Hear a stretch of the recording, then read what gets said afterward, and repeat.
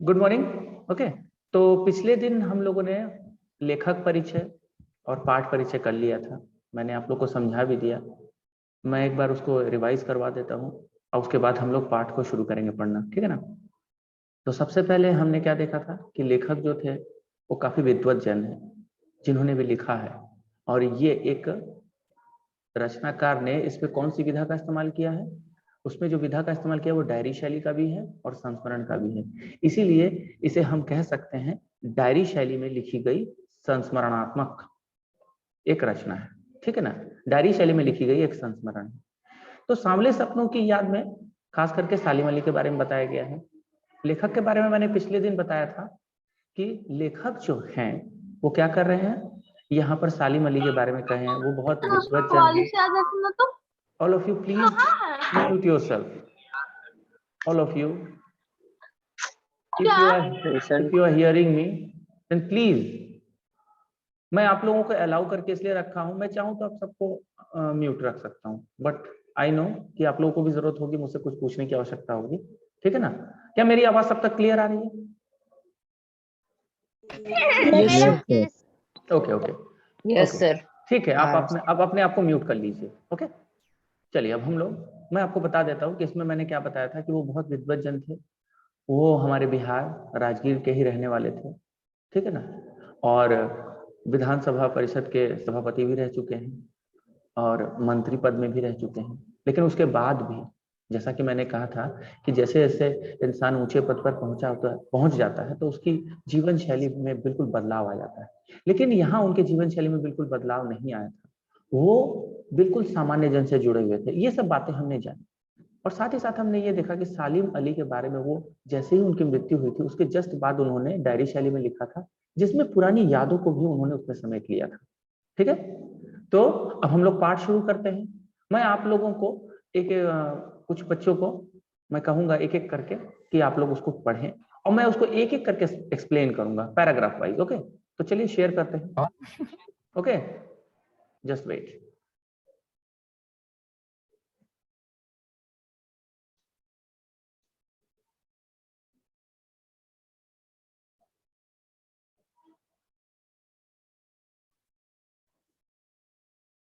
देखिए, आप सबको ये दिख रहा होगा। Are you all able to see this?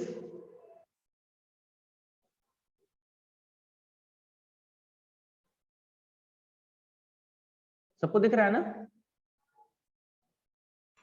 Sir क्या? ये दिख रहा है?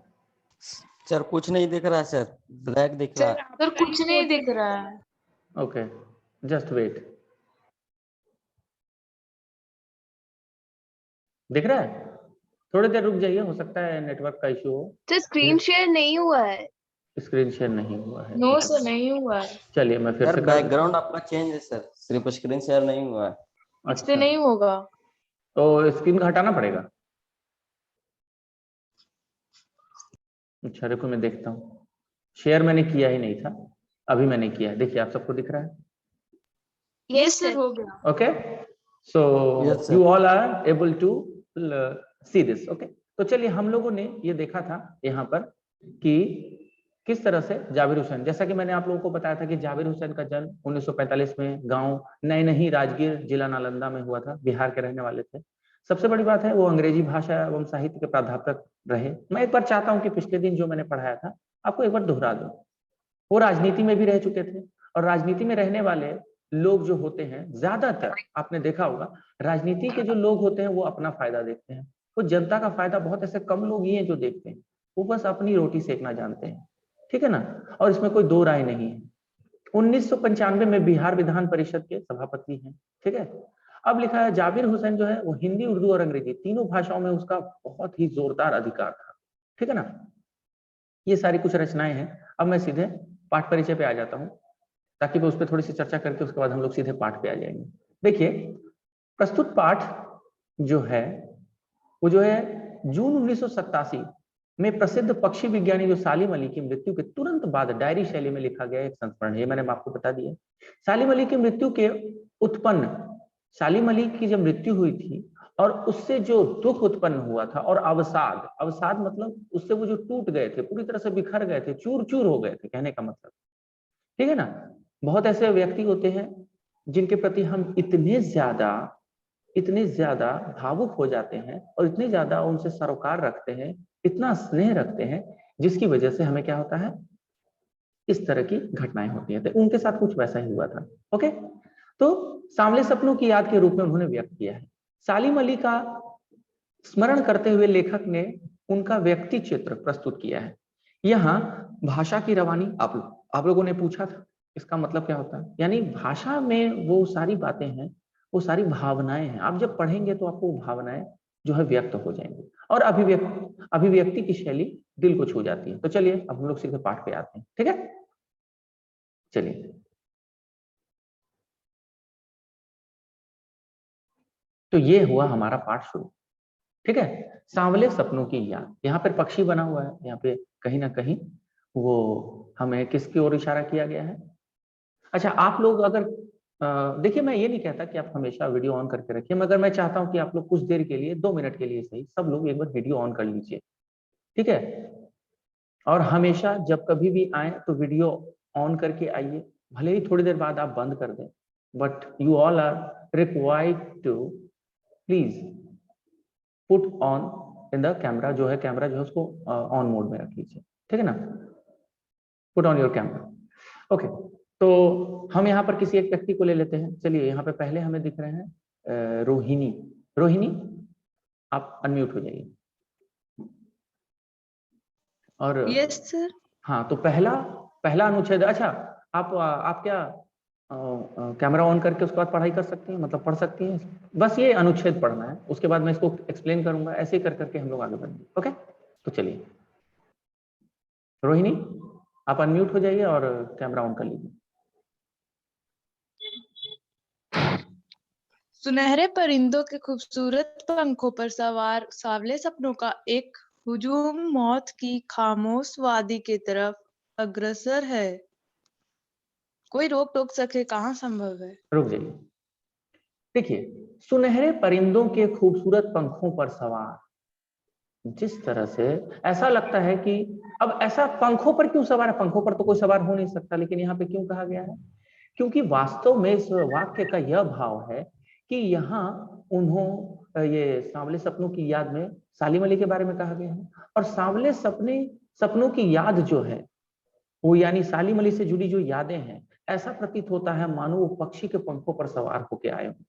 और क्या है, सांवले सपनों का एक हुजूम मतलब झुंड, बहुत सारी यादें, एक हुजूम मौत की खामोश वादी की तरफ अग्रसर है। यानी अग्रसर है मतलब उनकी जो है मौत हो चुकी थी, और अब वो, ऐसा हमारे हिंदू धर्म में माना जाता है कि कोई भी व्यक्ति मरणोपरांत सीधे स्वर्ग में जाते हैं, तो कहीं ना कहीं मौत की खामोश वादी, खामोश मतलब एक ऐसा स्थान जहां पर कोई आवाज ना हो, और वादी मतलब परिवेश, खामोश वादी की तरफ अग्रसर है।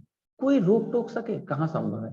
जब कोई व्यक्ति मर रहा होता है तो क्या आप उसको रोक सकते हैं, उसको बचा सकते हैं, क्या आप उसको नो कभी सर। ऐसा कभी नहीं हो सकता है कि हम ये कहें कि कोई व्यक्ति मरने वाला और हम उसे पकड़ ले, भाई अभी मत जाओ, अभी मत मरो, रुक जाओ रुक जाओ, ठीक है ना। ऐसा हम नहीं कह सकते, कोई रोक टोक सके कहाँ संभव है, ऐसा संभव बिल्कुल भी नहीं है। तो चलिए आगे की पंक्ति अब आप पढ़िए। इस हुजूम में आगे आगे चल रहे हैं सालिम अली, अपने कंधों पर सैलानियों की तरह अपने अंतहीन सफर का बोझ उठाए। हाँ, अब एक एक पंक्ति करके मैं समझाता हूँ। इस हुजूम में यानी यादों की जो झुंड है, यानी यादों, बहुत सारी यादें हैं, और उस यादों में आगे आगे चल रहे हैं, यानी मेरे दिमाग में बहुत सारी बातें हैं, लेकिन सारी बातों में सबसे आगे कौन सी बात है, क्या है, सालिम अली की याद। यानी अब मैं सब कुछ त्याग कर, सब कुछ छोड़कर मैं केवल सालिम अली के बारे में सोच रहा हूं। ये कौन कह रहे हैं, लेखक कह रहे हैं। ओके, आगे। लेकिन यह सफर पिछले तमाम सफरों से भिन्न है। अच्छा, भीड़ भाड़ जब की एक मिनट, जिंदगी और तनाव के मैं ये पंक्ति बता देता हूँ, उसके बाद आगे बढ़िएगा। अपने कंधों पर सैलानियों की तरह, जिस तरह से सैलानी लोग जो होते हैं ना, घूमने वाले व्यक्ति, वो क्या करते हैं, कंधे पर वो सारा, जो लोग ट्रेकिंग पे जाते हैं, घूमने जाते हैं, वो क्या करते हैं, अपने कंधे पर वो सारी सामान को लेकर अंतहीन सफर का बोझ उठाए। यानी उनका तो एक सफर का अंत होता है, 10 दिन, 15 दिन, 1 महीना, 2 साल, जो भी है, ठीक है ना। जनरली इंसान हफ्ते भर, 10 दिन, महीनों भर के लिए घूम सकता है, तो घूमने के बाद फिर वापस आता है, उसका सफर खत्म हो जाता है, वो ठीक लौट के आ जाता है। लेकिन यहाँ सालिम अली जिस सफर पर निकले हैं ना, कहते हैं मौत के बाद हमें मोक्ष की प्राप्ति हो जाती है, ठीक है ना। तो वहां पर जब उनकी मौत हुई थी, तो वो जो मौत के पश्चात जिस सफर पे निकले हैं वो एक अंतहीन सफर है, ठीक है ना। अंतहीन सफर का बोझ उठा है जिसका कोई अंत नहीं है। ओके, लेकिन देखिए यहाँ, लेकिन यह सफर पिछले तमाम सफरों से भिन्न है। पता है क्यों? क्योंकि हर सफर का एक अंत होता है, लेकिन इस सफर का कोई अंत नहीं है। देखिए हमारे भारतीय जो परंपराएं हैं, संस्कृति है, उसमें यह माना जाता है कि हम लोग बार बार ये मरण और जीवन, यानी इन सब के चक्कर में हमेशा पड़े रहते हैं, और जब मोक्ष मिल जाती है तो हम इसके जो चक्कर से हैं, ठीक है ना, वो पूरी तरह से हम लोग क्या हो जाते हैं, छूट जाते हैं, ठीक है ना। तो यहाँ कह रहा है कि लेकिन उनका जो सफर है वो क्या है, अंतहीन है और बोझ भी उठाए हुए हैं। लेकिन यह सफर पिछले तमाम सफरों से भिन्न है। क्यों? क्योंकि हर सफर का एक अंत होता है, लेकिन इस सफर का कोई अंत नहीं है। ओके, अब आगे पढ़िए। भीड़ भाड़ की जिंदगी और तनाव के माहौल से सालिम अली का यह आखिरी पलायन है। ओके, यानी ये जो जिंदगी है, जिंदगी में क्या होता है, जिंदगी में हर तरह की बातें होती हैं। जिंदगी में तमाम परेशानियां हैं, दौड़ धूप, ये चिंता वो चिंता। अगर मम्मी पापा हैं तो मम्मी पापा को घर चलाने की चिंता, राशन की चिंता, ठीक है ना, अपने बाल बच्चों की चिंता, उसकी पढ़ाई की चिंता, उसके सफल होने की, उसकी कामयाबी की चिंता। आपको पढ़ाई की चिंता है, कैसे ज्यादा अंक आए वो चिंता है, ठीक है ना। उसी तरह से ये चिंताएं कभी खत्म नहीं होती, जब तक जिंदगी रहती है तब तक चिंताएं रहती है, ठीक है ना।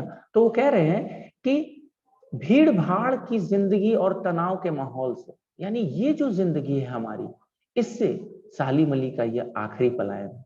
यानी पलायन मतलब अब ये छोड़ के जा चुके हैं, अब दोबारा नहीं आ सकते, ठीक। यानी आखिरी पलायन मतलब क्या होता है, एक जगह से दूसरी जगह जाना। पलायन मतलब क्या होता है, एक जगह से दूसरी जगह चले जाना। तो वो जो चले गए हैं अब दूसरी दुनिया में, अब दोबारा वापस लौट कर नहीं आने वाले। चलिए आगे बढ़िए। अब तो वो उस वन पक्षी की तरह प्रकृति में विलीन हो रहे हैं जो जिंदगी का आखिरी गीत गाने के बाद मौत की गोद में जा बसा हो। ये आगे की पंक्ति पढ़ी दीजिए, उसके बाद मैं दोनों एक्सप्लेन करता हूँ। कोई अपने जिस्म की हिरारत और दिल की धड़कन देकर भी उसे लौटाना चाहे तो वह पक्षी अपने सपनों के गीत दोबारा कैसे गा सकेगा। ये बहुत ही इंपॉर्टेंट है, याद रखिएगा, ठीक है। क्यों ज्यादा इंपॉर्टेंट है, आप याद रखिएगा। ये जो पंक्ति है, कोई अपने जिस्म की हरारत और दिल की धड़कन देकर भी उसे लौटाना चाहे तो वह पक्षी अपने सपनों के गीत दोबारा कैसे गा सकेगा। चलिए अब उसके पहले मैं उसके पहले वाली पंक्ति को समझा देता हूँ, फिर वो पंक्ति समझाऊंगा। It's very important, so please listen carefully. अब तो वो उस वन पक्षी की तरह प्रकृति में विलीन हो रहे हैं। यानी कौन से पक्षी की तरह, उस पक्षी की तरह विलीन हो रहे हैं जो जिंदगी का आखिरी गीत गाने के बाद मौत की गोद में जा बसा। जिस प्रकार एक पक्षी जो होती है उसका क्या काम होता है, गीत गाना। जब वो आखिरी गीत गाती है कब, जब उसकी मौत नजदीक होती है। यानी मौत के पहले जो एक गीत गाया जाता है और उसके बाद उनकी मौत हो जाती है, ठीक उसी प्रकार यहाँ पर सालिम अली के साथ भी वही घटना हुई है, ठीक है। सालिम अली भी अपने जीवन के आखिरी पड़ाव में है और जीवन अब उनके पूरी तरह से समाप्त हो चुकी है, ठीक है। अब तो उस वन पक्षी की तरह प्रकृति में विलीन हो रहे हैं जो जिंदगी का आखिरी गीत गाने के बाद मौत की गोद में जा बसा, ठीक है ना। अब वो उनकी मौत हो चुकी है, उनका देहांत हो चुका है, अब वो दोबारा लौट कर नहीं आ सकते। अब ये बहुत इंपॉर्टेंट है, जरा यहाँ पर ध्यान दीजिएगा। कोई अपने जिस्म की हरारत, जिस्म की हरारत मतलब क्या होता है, देखिएगा मैं आपको जरा सा उदाहरण देकर समझाना चाहता हूँ। उदाहरण को समझिएगा। मान लीजिए आपको बहुत ठंड लग रही है, कभी कभी देखिएगा हमें ठंडा लग जाता है, तो हमें क्या किया जाता है, आप मम्मी को, पापा को या भाई को या दीदी को ऐसे पकड़ के सो जाते हैं, ठीक है, ताकि आपको ठंड ना लगे। आपको ढेर सारे रजाई उड़ा दिए जाते हैं। और हमारे गांव में ये बात है कि बोरसी जलाया जाता है, यानी एक छोटे से पात्र में क्या किया जाता है, लकड़ी को जलाकर हल्का हल्का आग आग रहता है जलाया उसको, जाता है। बिल्कुल सही, और उसको नीचे रख दिया जाता है ताकि हमारी जो गर्मी है वो वापस आ सके और हम ठीक हो सके। तो ये तो सामान्य तौर पर जब हमें ठंड महसूस होती है और जब ठंडा लग जाता है, ठीक है ना, उस समय हम करते हैं, ठीक। लेकिन यहाँ पर सालिम अली के साथ जो हुआ है, अर्थात उनकी जो मौत हो चुकी, उसके बाद अगर हम चाहें भी तो, अच्छा बहुत सारे स्टूडेंट वेटिंग रूम में हैं, कोई मैसेज कर रहा है, ओके मैं उनको ले लेता हूँ। Yes sir. मैं देख लेता हूँ, रुक जाइए।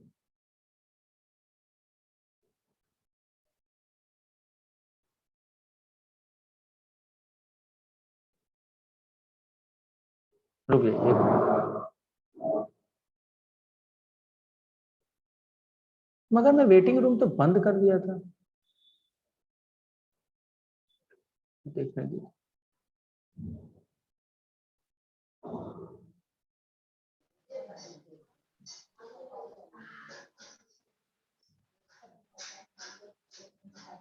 कितने बच्चे हैं भाई यहाँ पे? तो अच्छा रुकिए, ये तो ये हो रहा है। सर 2-3 मैसेज किए, बाकी नहीं पता। अच्छा मैं देख लेता हूँ। यहाँ पे 28 पार्टिसिपेंट्स हैं, मगर मैंने तो वेटिंग रूम बंद कर दिया है। मैंने तो वेटिंग रूम बंद ही कर दिया है, जो चाहेगा आ सकता है, ठीक है। Sir network connection sir. नहीं मेरा नेटवर्क ठीक है। देखिए आप लोग को एक बार भी कहीं पे नहीं सर, परेशानी हुई? उधर से सर। हाँ क्योंकि नहीं देखिए सर उधर उन से लोग उधर का से। नेटवर्क इशू होगा।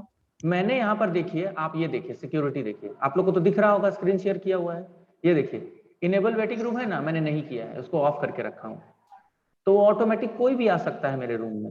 और यहाँ पर कितने पार्टिसिपेंट्स हैं आप वो भी देख सकते हैं, देखिए ये देखिए अभी 28 हैं। आप इन पार्टिसिपेंट्स 26 को फिर भी हम देख, लोग में तो 26 शो कर रहा है। Yes sir. अच्छा हाँ अभी 26 कर रहा है, ठीक है। मैं देख लेता हूँ, यहाँ पे तो और कोई है ही नहीं, मुझे तो कोई नहीं दिख रहा। एडमिट ऑल कर देता हूँ, लीजिए। वो लगता है कुछ लोग जूम से कर रहे हैं, ठीक है, यस कुछ सर, लोग, यस यस सर। सर। हाँ इसीलिए उनको परेशानी हो रही है, वो स्नैप से नहीं आए हैं। चलिए सबका स्वागत है, जितने लोग बाद में आए हैं, ठीक है। अगर ऐसा कुछ होगा, आप लोग को कोई मैसेज आया, मैं भाई देख रहा था कि एक मैसेज आया था मुझे, कोई वैसा होगा ना तो मुझे बताइएगा, मैं उन्हें एडमिट कर लूंगा। ओके चलिए आगे बढ़े। Okay sir. ओके तो चलिए, तो मैं ये बता रहा था, ये बहुत ही ज्यादा महत्वपूर्ण पंक्ति है, इस पंक्ति को जरूर से जरूर अच्छे से समझिए, ठीक है। देखिए इस पंक्ति में क्या है, मैंने आपको अभी क्या कहा, जब किसी को ठंड लगती है तो हम उसको क्या करते हैं, तेल वेल लगाते हैं, मालिश करते हैं, है ना, करते हैं कि नहीं, करते हैं ना, तेल वेल लगाते हैं, यस मालिश सर। यस मालिश करते हैं। और साथ ही साथ क्या करते हैं, जल्दी जल्दी उसको या तो किसको कोई पकड़ के सो जाता है, और या फिर बोरसी जला देते हैं, यानी और ढेर सारी रजाइयां उड़ा देते हैं। इससे क्या होता है, उनको गर्मी मिलती है। लेकिन यहाँ पर सालिम अली के साथ वो बात नहीं हुई। यहाँ पर क्या हुआ है, उनकी मौत हो चुकी है। तो कोई अपने जिस्म मतलब शरीर की हरारत मतलब गर्मी, जिस्म की गर्मी भी दे देना, और दिल की धड़कन भी दे दे, अपना दिल निकाल कर उनके दिल में भी लगा दे, यानी हार्ट ट्रांसप्लांट कर दे, समझ रहे हैं ना, आज की भाषा में हार्ट ट्रांसप्लांट कर दे, यस यस सर। सर। फिर भी उसे लौटाना चाहे, यानी अपने जिस्म की गर्मी, ठीक है, और साथ ही साथ अपना दिल भी उसे दे दे, तो भी वह पक्षी यहाँ पर किसको कहा गया है, बताएंगे आप लोग? यहाँ वो पक्षी किसको कहा गया है, बताइए तो जरा। सालिम अली। सालिम सर अली, सालिम। एग्जैक्टली सालिम अली सालिम को। अली। सालिम अली। तो सालिम अली को हम चाहे भी, यानी वह पक्षी मतलब सालिम अली अपने सपनों के गीत दोबारा कैसे गा सकेगा। हम चाह कर भी अगर जिस्म की गर्मी भी दे दें, अपने दिल की धड़कन भी उन्हें दे देना, फिर भी वो लौट कर नहीं आ सकते। हम उसे लौटाना चाहे तो वो नहीं लौट कर आ सकते, और ना ही अपने सपनों के गीत गा सकते। पता है उनका सपना क्या था? एक सुनहरे भारत का निर्माण, एक ऐसे भारत का निर्माण जहां पर क्या हो, सुख शांति हो, वैभव हो, संपत्ति हो, सब लोग खुश रहे, ठीक है, गरीबी ना हो, भ्रष्टाचार ना हो, एक आदर्श समाज की परिकल्पना करते थे वो। और ये आदर्श समाज की परिकल्पना जो वो करते थे और वो सपनों के गीत गाते थे, अर्थात सबको बताते थे अपनी बातों को, अब वो ऐसा नहीं कर सकते। क्यों नहीं कर सकते, आप बताएंगे क्यों नहीं कर सकते? क्योंकि वो बोलिए। मर गए। हाँ, क्योंकि वो मर गए सर। क्योंकि उनकी मृत्यु हो चुकी है, क्योंकि उनकी मृत्यु हो चुकी है, इसलिए वो ऐसा नहीं कर सकते। यस है ना? तो अगर मृत्यु नहीं Yes, हुई, अगर मृत्यु नहीं हुई होती तो वो ऐसा कर सकते थे। इसको जरा छोटा कर देता हूं, ओके, ताकि आप लोगों को आराम से दिखाई दे। ओके, तो ये बात है। लेकिन अब ये वाली पंक्ति आप लोग को सबको समझ में आया, क्योंकि ये इंपॉर्टेंट है, ये एग्जाम में आता है, 100% आता है। yes, sir. जिनको भी समझ में ना आया हो, रेज योर हैंड। और कोई वेटिंग रूम में तो नहीं है ना? No sir. अच्छा ठीक है, क्योंकि ना अभी हम लोग इसमें सीख ही रहे हैं, तो मे भी कहीं ऐसी प्रॉब्लम। हाँ अच्छा, मानस हाथ उठा रहे हैं। मानस आप अनम्यूट होकर पूछ सकते हैं, पूछे क्या परेशानी है, अनम्यूट हो जाइए। अच्छा, आप लोगों से मैं ये गुजारिश करता हूँ, हो सकता है आप उस परिस्थिति में ना हो कि आप वीडियो ऑन करें, लेकिन मैं आप लोगों को सबसे कहता हूँ कि आप ऐसी परिस्थिति में क्लास ज्वाइन कीजिए जिसमें आप अपना वीडियो ऑन कर सकें, और हमेशा अच्छे से तैयार होकर बैठिए, ठीक है? तो अगर जितने लोग उस परिस्थिति में हैं, तो कम से कम वो लोग तो अपना वीडियो ऑन कर लें। और अगर ऐसी स्थिति में नहीं है, तो अगले क्लास में मैं आप लोगों से गुजारिश करूंगा कि जरूर से जरूर ऑन कर लेंगे, ठीक है? सब लोग एक फ्रेश वे में आएंगे, जैसे मेरा वीडियो ऑन रहता है वैसे आपका भी ऑन रहना चाहिए। मैं ये नहीं कहता कि आप पूरी तरह से 40 मिनट तक ऑन रखें, एटलीस्ट 2 मिनट, 5 मिनट, 10 मिनट तो कर सकते हैं ना, लगना चाहिए कि हाँ आपने ज्वाइन किया। आई बात समझ में बाबू? Hello, Yes, sir. Yes sir. तो किसी को कोई प्रश्न पूछना है? अच्छा, चैट बॉक्स में किसी ने कुछ कहा है, कोई अपने जिस्म की हरारत से तात्पर्य, जिस्म का मतलब होता है, देखिए यहाँ पर मानस राज ने प्रश्न किया है, तो जिस्म की हरारत का मतलब होता है, मानस आप अनम्यूट हो जाइए ताकि आपसे मैं इंटरेक्ट कर सकूं। अपने, कोई अपने जिस्म, अपने मतलब अपना, जिस्म का मतलब शरीर, की हरारत मतलब गर्मी। यानी अगर हम लोग चाहे भी अपने शरीर की गर्मी भी अगर किसको दे दे, साली मली को दे दे, तो भी वो नहीं जाग सकते, वो पुनः जीवित नहीं हो सकते। समझ में आया? क्लियर है? अच्छा, एक्चुअली बैकग्राउंड नॉइज बहुत ज्यादा है सर, इसलिए सॉरी। ओके, कोई बात। चलिए, अगर ऐसी बात है तो आप तो बहुत समझदार हैं, मैं अप्रिशिएट करता हूं कि आप समझदारी के साथ अपने आप को म्यूट करके रखे हुए हैं। Okay, very good. चलिए, अच्छी बात है, तो हम लोग आगे बढ़े। अगर और किसी को कोई प्रश्न करना है, you all are welcome, any type of question related to this topic. क्या आप लोग कोई क्वेश्चन करना चाहते हैं?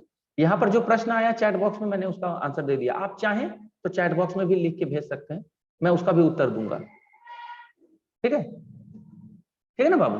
तो बताइए, मैं आगे बढ़ूं क्या? Yes, sir. ओके, तो चलिए।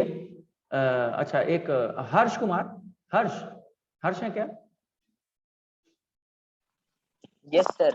देखिए, अब हम लोग चाहेंगे कि एक एक करके सबको इंटरेक्शन का मौका मिले, तो चलिए अब अगला जो है, यहाँ पे अगला अनुच्छेद आप पढ़िए यहाँ से। मुझे नहीं लगता, ये देखिए, आप लोगों को कर्सर तो दिख रहा होगा, तो जहां कर्सर है वहां से पढ़िए। चलिए Yes, sir. पढ़िए। मुझे नहीं लगता कोई इस सोए हुए पक्षी को जगाना चाहेगा। ओके, आप ये पूरा अनुच्छेद पढ़ डालिए, उसके बाद मैं समझाऊंगा, यहां तक पढ़िएगा। मुझे नहीं लगता कोई इस सोए हुए पक्षी को जगाना चाहेगा।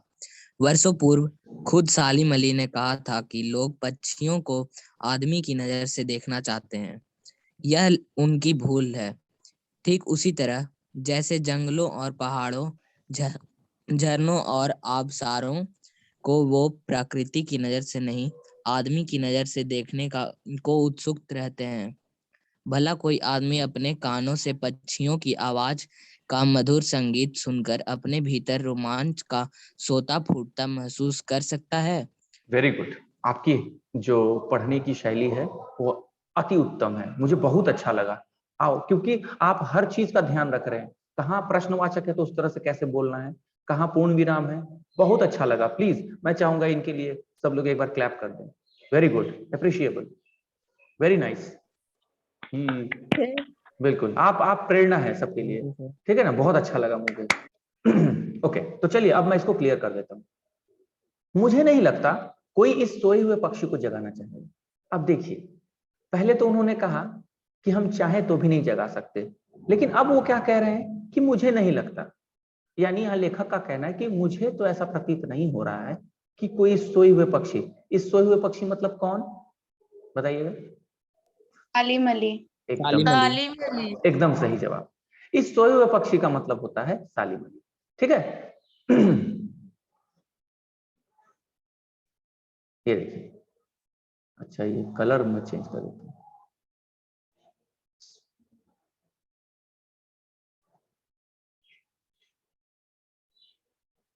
रेड लूंगा तो दिखेगा आप लोग। ठीक है, स्पॉटलाइट का भी कलर होता है क्या? अच्छा खैर छोड़िए, हम लोग वहां पे ध्यान नहीं देंगे। तो चलिए, मैं क्या कह रहा था, सबको दिख तो रहा है? चलिए हम लोग कर्सर ही ले लेते हैं। क्लियर? ओके, तो वो बोल रहे हैं कि मुझे नहीं लगता कि इस सोए हुए पक्षी को कोई जगाना चाहेगा। क्यों? अचानक से लेखक को क्यों ऐसा लग रहा है? पता है क्यों? वो चाह रहे हैं कि अच्छा ये सोए हुए पक्षी सालीमली आप लोग ने बताया, मुझे बहुत अच्छा लगा। तो कोई नहीं चाहेगा कि ये सालीमली पुनः जीवित हो। पता है ऐसा क्यों वो सोच रहे हैं? क्योंकि वो जैसा सपना देखे थे वो ऐसा नहीं हो रहा है, इसीलिए लेखक का मानना है अच्छा हुआ वो चले गए। वर्षों पूर्व खुद सालिम अली ने कहा था, पता है क्या कहा था? कि लोग पक्षियों को आदमी की नजर से देखना चाहते हैं। अच्छा आप बताइए तो, पक्षियों को आदमी की नजर से देखने में क्या अंतर है? अगर मैं कहूंगा, ध्यान से सुनिएगा, इसको समझिएगा। यहाँ पे बहुत लोग हैं, चलिए मैं ऋषिकेश दिख रहे हैं इसलिए ऋषिकेश का नाम ले लेता हूँ। अगर मान लीजिए ऋषिकेश को मैं समझना चाहता हूँ, तो मुझे क्या ऋषिकेश की नजरों से ऋषिकेश को देखना पड़ेगा, या मैं अपनी नजरों से ऋषिकेश को देखूंगा तब मैं समझ सकता हूँ? बताइए तो, क्या मैं करूंगा कि वो ज्यादा बेहतर दिखेंगे या मैं उनको ज्यादा समझ पाऊंगा? सर आप अपने नजर से देखिएगा तब। अच्छा, मैं अपने नजर से देखूंगा तो वो ज्यादा अच्छे से समझ पाऊंगा ऋषिकेश को। और बाकी लोगों का क्या कहना है? सर ऋषिकेश को अगर ऋषिकेश की नजर से देखा जाए तो शायद हम अच्छी तरह से उसे समझ सकते हैं। अच्छा, कितने लोग सहमत हैं इनकी बातों से, और कितने लोग सहमत हैं? अभी किसने कहा था, अभी किसने जवाब दिया था? समीक्षा सर ने? सागर से। सागर, अच्छा सागर। सागर ने कहा कि मुझे जो है अपनी नजर से अगर मैं ऋषिकेश को देखूंगा तो मैं ऋषिकेश को ज्यादा समझ पाऊंगा। तो कितने लोग इससे सहमत हैं? हाथ उठाइए तो जरा। सर ऑडियो कनेक्ट नहीं हो रहा है। अच्छा, आप एग्जिट करके फिर से एंट्री कीजिए विथ ऑडियो, तब होगा। अच्छा, कितने लोग सहमत हैं? 2 पार्टिसिपेंट रेज किए हैं, यानी हर्ष की बातों से जितने लोग सहमत हैं वो लोग हाथ उठा दें। तो हर्ष की बातों से सहमत हैं 3 लोग, कोमल, सोनी, अदिति, नितिन। हर्ष की बातों से सहमत है, यानी मुझे अपनी नजरों से क्या नाम है उनका, क्या नाम था? ऋषिकेश। सर सागर। 6 लोग। अच्छा 5 लोग, अरे कम हो गए, क्यों? देखिए जितने लोग सागर की बातों से सहमत हैं, ठीक है ना, जितने लोग सागर की बातों से सहमत हैं वो बताइएगा। चलिए ठीक है, तो सागर की बातों से यहाँ पर 6 लोगों का नाम आया था। चलिए कोई बात नहीं। अच्छा, और वो कितने लोग हैं जो समीक्षा की बातों से सहमत है? समीक्षा ने कहा था ना कि मुझे शिविका सर। किसने कहा था? शिविका। शिविका। ओके, अच्छा शिविका की, ने सर। ओके, शिविका की बातों से कितने सहमत है? अब वो लोग हाथ उठाएं। अच्छा वो लोग क्लैप कर दें, तब मुझे डिफरेंसेस समझ में आएगा। जो लोग शिविका की बातों से सहमत हैं वो क्लैप कर दें, जरा मैं देख लूं कौन कौन। शिविका की बातों से सहमत कौन है? जो लोग शिविका की बातों से सहमत है वो क्लैप करें। हाथ उठा रहे हैं, अच्छा हाथ ही उठा रहे हैं, चलिए कोई बात नहीं। ये लोग शिविका की, अच्छा नितिन आप शिविका की बातों से सहमत हैं? नितिन, अदिति, राघव, इशिका, आप सब शिविका की बातों से। चलिए देखिए, वास्तव में देखा जाए तो वास्तव में अगर देखा जाए तो मुझे अगर ऋषिकेश को जानना है ना, तो मुझे ऋषिकेश को ऋषिकेश की नजर से देखनी पड़ेगी। अगर मैं ऐसा करूंगा तभी मैं उसे ज्यादा समझ पाऊंगा, क्योंकि वो खुद को ज्यादा बेहतर जानते हैं। यहां पर वही बात है कि मुझे नहीं लगता कोई, तो यहाँ पे क्या कह रहे हैं कि वर्षों पूर्व खुद सालिम अली ने कहा था कि लोग पक्षियों को आदमी की नजर से देखना चाहते हैं। अगर पक्षियों को आदमी की नजर से देखा जाएगा तो हम क्या करेंगे, उसे पसंद करेंगे, अच्छा लगेगा, उसकी आवाज को सुनेंगे। लेकिन कमी क्या है पता है, परेशानी कहाँ है? परेशानी ये है कि जब हम सुंदर पक्षियों को देखेंगे तो उसे पकड़ने का प्रयास करेंगे। हम सुंदर पक्षियों को देखेंगे तो उसे पिंजरे में रखकर अपने घर में सजाकर एक वस्तु की भांति रखने का प्रयास करेंगे। लेकिन अगर हम पक्षी को पक्षी की नजर से देखेंगे तो कभी भी कोई एक पक्षी दूसरे पक्षी को बंधन में नहीं देखना पसंद करता है। आप लोगों ने एक कविता पढ़ी होगी, कौन सी कविता थी वो, हम पंछी उन्मुक्त गगन के। हम ठीक है पंछी ना? उन्मुक्त एग्जैक्टली। तो उन्मुक्त रहना, मुक्त गगन के। उनको उन्मुक्त रहना बहुत पसंद है ना? पंछी उन्मुक्त। बिल्कुल सही, बिल्कुल सही। तो ठीक है, तो देखिए यहां पर यह उनकी भूल है। तो वास्तव में वर्षों पूर्व खुद सालिम अली ने क्या कहा था कि लोग पक्षियों को आदमी की नजर से देखना चाहते हैं, लेकिन हमें पक्षियों को किसकी नजर से देखनी चाहिए बताइए? पक्षियों की नजर से। पक्षियों की नजर से। ठीक है, यानी पक्षी को पक्षी की नजर से देखेंगे तभी जाकर हम पक्षी को समझ पाएंगे। अगर मैं सालिम अली की बात करूं तो अगर मुझे सालिम अली को जाना है तो किसकी नजर से देखना होगा? सालिम अली की नजर से देखना बिल्कुल होगा। भाई, सालिम अली को अगर देखना तो सालिम अली की नजर से देखना होगा। यह तो अब कह रहे हैं कि यह उनकी भूल है, यानी आदमी पक्षियों को कभी आदमी की नजर से देखना नहीं चाहिए, यह उनकी भूल है। ये कौन कहते थे? कौन कहते थे? सालिम अली। एग्जैक्टली ठीक उसी, बिल्कुल सही, ठीक उसी तरह जैसे जंगलों और पहाड़ों, झरनों और आबशारों को वो प्रकृति की नजर से नहीं आदमी की नजर से देखने को उत्सुक रहते हैं। पता है इंसान क्या है, अगर वो खूबसूरत फूल देखता है तो पता है वो ये नहीं सोचता कि ये कितना खूबसूरत है, हम इसे और सहेज है। हम क्या सोचते हैं कि उसको तोड़ लें, और ये हुआ आदमी की नजर। लेकिन अगर हम फूल को फूल की नजर से देखते हैं, यानी प्रकृति को प्रकृति की नजर से देखते हैं, तो हम कभी उसे नुकसान नहीं पहुंचाएंगे, कभी नुकसान नहीं पहुंचा सकते। आप कभी खुद को नुकसान पहुंचाते हैं क्या? पहुंचाते हैं? No sir. कोई नहीं चाहता कि खुद को आप क्या खुद को चाहते हैं कि खुद फेल हो जाए? आप खुद चाहते हैं कि खुद को No, कम sir. नंबर आए? नो आप खुद सर। चाहते हैं कि No, एक sir. गरीब बन के रहे? इंसान हमेशा No, कभी sir. ऐसा नहीं चाहेगा, नो सर। ठीक है ना? ठीक, तो खैर यही बात थी।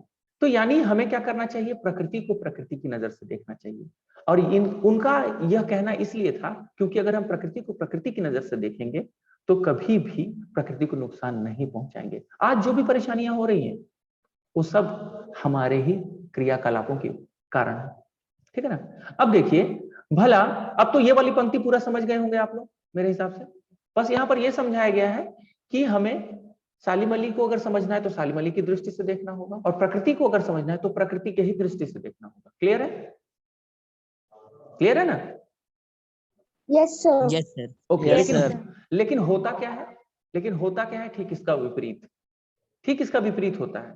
इंसान कभी चाहता ही नहीं है, यानी हम क्या करते हैं, प्रकृति को आदमी की नजर से देखते हैं, प्रकृति को प्रकृति की नजर से देखना नहीं पसंद करते हैं। भला कोई आदमी अपने कानों से पक्षियों की आवाज का मधुर संगीत सुनकर अपने भीतर रोमांच का सोता फूटता महसूस कर सकता है, लेकिन सालिम अली ऐसा करते थे, ठीक है ना? आज कितने लोग हैं जो प्रकृति को देखते हैं और उसे बिना नुकसान पहुंचाए उसका लुत्फ उठाना चाहते हैं? ऐसा तो नहीं है। निशांत, कोई परेशानी है क्या? निशांत, आपको कुछ पूछना है बाबू? ये सारी चीजें आप अगर करेंगे तो कैसे काम चलेगा, ठीक है ना? ऐसा नहीं करिए। ओके, चलिए ठीक है, ठीक है। तो ये बात थी। अब आगे देखते हैं। तो भला कोई आदमी अपने कानों से पक्षियों की आवाज का मधुर संगीत सुनकर अपने भीतर रोमांच का सोता फूटता महसूस कर सकता है? यानी हमें क्या करना चाहिए, एक रोमांचित होना चाहिए, उसका लुत्फ उठाना चाहिए, न कि उसे नुकसान पहुंचाना चाहिए। बस यही है। समझ में आया? अब यहां तक समझ में आ गया आपको? यस समझ में सर। आया? तो मैं इसको स्टॉप करता हूं, स्टॉप शेयरिंग। मैं आज यहीं तक पढ़ाया। अब चाहता हूं कि मैं आप लोग कोई अगर प्रश्न करना चाहे तो कर सकते हैं। कोई प्रश्न है क्या आपका? आपका कोई प्रश्न है तो आप बेझिझक करें, कोई भी, क्योंकि अगले सर दिन मैं, अग्रसर का मतलब फिर से अग्रसर बता दीजिए। मतलब आगे बढ़ना, अग्रसर मतलब आगे बढ़ना, ठीक है? समय समाप्ति की ओर है, हमारे पास समय कम है। कितना समय आपको तो दिखाई दे, समय समाप्ति हो गई है। हाँ समय समाप्ति की ओर है। सर 5 मिनट में नेक्स्ट पीरियड स्टार्ट होगा। हाँ नहीं नहीं नहीं, वो 10 मिनट का ब्रेक रहता है, तुरंत नहीं स्टार्ट होगा बाबू। देखिए सर क्या है लिखा हुआ, सैलानियों का मतलब क्या बता दीजिए। सैलानी का मतलब होता है जो सफर करते हैं, जो सफर करने निकलते हैं उसे सैलानी कहते हैं। क्लियर, ठीक है, जो सफर करने निकलते हैं उसे सैलानी। और अगले दिन से आप लोग वीडियो ऑन करके ज्वाइन कीजिएगा और वैसी परिस्थिति में आइएगा, ठीक है ना, ताकि हम इसे, और ये सारी रिकॉर्डिंग होगी। जूम के थ्रू क्लास का लिंक सेंड कर दीजिएगा, मतलब जूम के थ्रू क्लास लीजिएगा ना प्लीज। आप लोगों को तो स्नैप से ही करना चाहिए, क्योंकि वहां पे सर अटेंडेंस बहुत बनेगा। दिक्कत होता है स्नैप सर, बुक पे कनेक्शन बहुत ही नहीं ज्यादा मिलता नेटवर्क जल्दी। प्रॉब्लम होता है। नहीं नहीं नहीं, नहीं होगा, नहीं होगा, बिल्कुल नहीं होगा, ठीक है, बिल्कुल नहीं सर होगा। हमेशा लिंक ही छोड़ देता है सर इसका, स्नैप होमवर्क का।